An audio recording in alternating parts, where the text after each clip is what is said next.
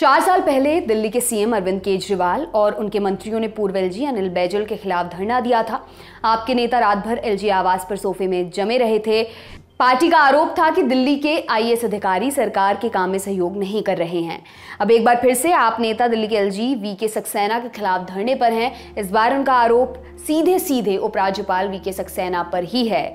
एक दिन पहले 29 अगस्त की पूरी रात दिल्ली विधानसभा में आपके विधायकों ने एलजी के खिलाफ धरना दिया और उनके खिलाफ सीबीआई जांच की मांग की।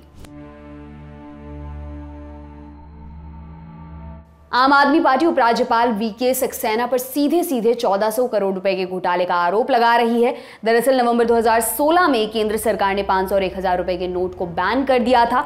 नोटबंदी के दौरान वीके सक्सेना खादी और ग्रामोद्योग आयोग के अध्यक्ष थे। आपका आरोप है कि उन्होंने 1400 करोड़ रुपए के बैन किए गए नोटों को बदलने के लिए अपने 2 कर्मचारियों पर दबाव बनाया।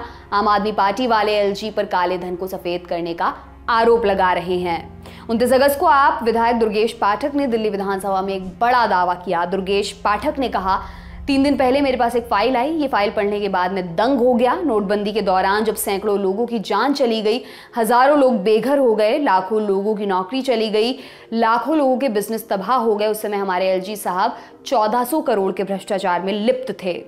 दुर्गेश पाठक ने कहा कि ये पूरी तरह से मनी लॉन्ड्रिंग है। एलजी के खिलाफ ईडी की छापेमारी होनी चाहिए। उन्होंने कहा कि उनके खिलाफ जांच होनी चाहिए और जब तक जांच हो उन्हें एलजी पद पर नहीं रहना चाहिए। दुर्गेश पाठक ने खादी ग्राम उद्योग के 2 कैशियर्स प्रदीप कुमार यादव और संजीव कुमार का नाम लिया और कहा कि अगर ये दोनों सामने नहीं आते तो इस घोटाले का पता नहीं चलता।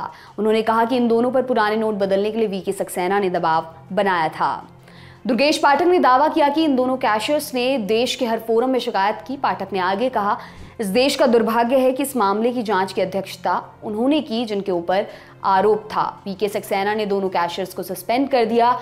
जो ऑफिसर एके गर्ग और अजय कुमार गुप्ता वीके सक्सेना के इशारे पर काम करते थे, उनका प्रमोशन कर दिया गया। सीबीआई में भी यह मामला गया, लेकिन वीके सक्सेना का नाम तक नहीं लिखा गया। कोई एक्शन नहीं हुआ। दोनों कैशियर्स भाग रहे हैं कि कहीं उनकी हत्या ना हो जाए। मैं मांग करता हूं कि सीबीआई के एफआईआर में विनय सक्सेना का नाम डाला जाए।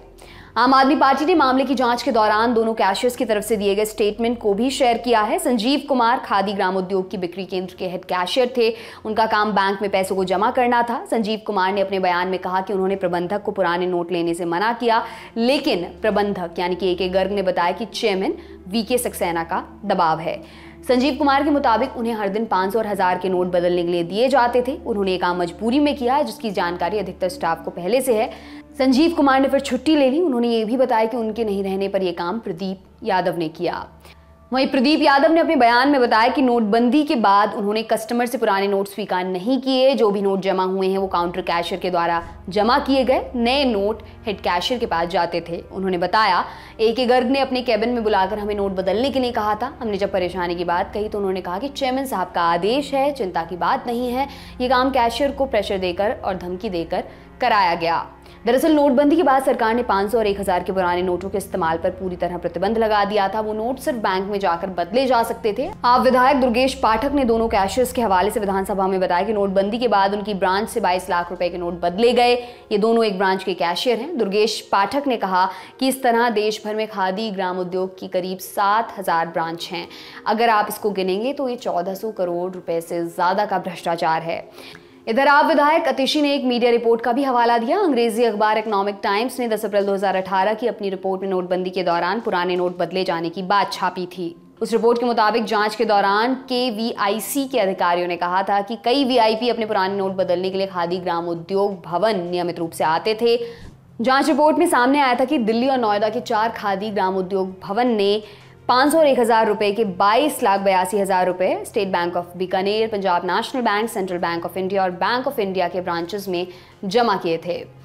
इकोनॉमिक टाइम्स की रिपोर्ट के मुताबिक संजीव कुमार और प्रदीप यादव दिल्ली के कनॉट प्लेस स्थित खादी ग्राम उद्योग भवन के मेन शोरूम में कैशियर थे। उन दोनों ने स्टेट बैंक ऑफ बीकानेर और जयपुर में 500 और 1000 रुपए के नोट जमा कराए थे। इस रिपोर्ट में भी दोनों कैशियर के उन बयानों को छापा गया था जिसमें चेयरमैन यानी कि वीके सक्सेना के नाम पर दबाव बनाने की बात कही गई थी। एके गर्ग शोरूम के मैनेजर थे, अजय गुप्ता फ्लोर इंचार्ज थे। ये जांच रिपोर्ट सेंट्रल विजिलेंस ऑफिसर मोहित जैन ने 5 मई 2017 को पेश की थी। उस वक्त वीके सक्सेना ने जांच रिपोर्ट को खारिज कर दिया था। उन्होंने अखबार को बताया था कि यह भी गलत है कि वीआईपी खादी ग्राम उद्योग के कर्मचारियों को नोट बदलने के लिए कहते थे। वीके सक्सेना ने उसके बाद केवीआईसी को एक शिकायत दर्ज करने को कहा था और साथ ही इंटरनल जांच का भी आदेश दिया था। उधर आप विधायकों के प्रदर्शन के काउंटर में बीजेपी विधायकों ने भी विधानसभा में धरना दिया। बीजेपी विधायक विजेंद्र गुप्ता ने कहा कि जब से एलजी वीके सक्सेना ने कार्यभार संभाला है वो दिल्ली सरकार के स्कूलों में क्लासरूम और एक्साइज पॉलिसी जैसे मुद्दों पर सवाल उठा रहे हैं। गुप्ता ने कहा कि आप वाले ये सब बदला लेने के लिए और अपने गलत कामों से ध्यान भटकाने के लिए कर रहे हैं। फिलहाल उपराज्यपाल वीके सक्सेना ने आपके आरोपों पर कोई जवाब नहीं दिया है, ना ही एलजी ऑफिस से कोई बयान जारी किया गया है। आम आदमी पार्टी मंगलवार 30 अगस्त को भी वीके सक्सेना की गिरफ्तारी और उन्हें पद से हटाने की मांग को लेकर प्रदर्शन कर रही है। हाल में एलजी ने दिल्ली सरकार की 47 फाइलों को बिना मंजूरी के वापस भेज दिया था। इसके अलावा एक्साइज पॉलिसी को लागू करने में हुए कथित घोटाले की जांच का आदेश भी एलजी ने दिया था, जिससे आम आदमी पार्टी पूरी तरह से पल्ला झाड़ रही है। आपके लिए तमाम जानकारी लेकर आए हैं हमारे साथी साकेत। मेरा नाम है दिव्यांशी। देखते रहिए दी लल्लन टॉप। शुक्रिया। मिटाने खबरों का गैप रोज रात 8 बजे आएगा Lallan top show live on app. Download करें लल्लन टॉप ऐप।